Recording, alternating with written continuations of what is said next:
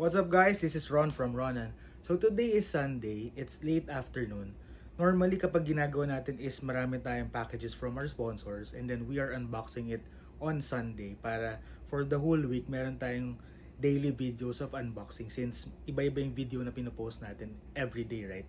So ngayon, papasilip natin sa inyo kung ano yung mga na-receive natin. So today is June 1, 2025 and for the rest of the week, makikita nyo yung mga unboxing natin, right?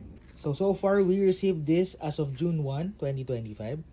So we have this buy one take one cargo pants. This is trending. We have this niacinamide carrot whitening essential soap. So this is for oil control. And amoy carrot talaga siya. So we have this pencil case. This is a retractable one. Super good. Gustong gusto ni wife yung mga ganitong pencil case. And we have these headphones. Ito naka-box. This one is hindi. Pero parehas sila ng itsura. Right, so this is white, this is black and blue. This is white, just white. And we have this Zor tattoo sticker.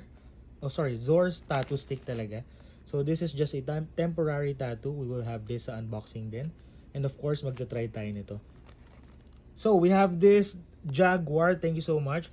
So this is a 30,000 milliampere dual USB na power bank.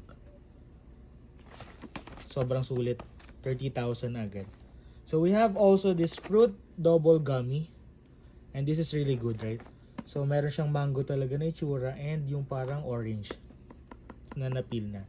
This one ganda rin. So this is a charger. So possible kang mag-charge with lightning and USB micro. On the other hand, yung kabila naman is USB to type C. And we have this coffee candy. Lasang coffee talaga siya. Different packaging lang but the same taste. And also we have this milky flavor cookie sticks. Masarap din. So feeling ko pwede siya sa bata. So para siyang breadsticks na maninipis. Alright? So for now, yan lang muna yung mga na-receive natin and na-unbox natin. So watch out sa mga unboxing natin.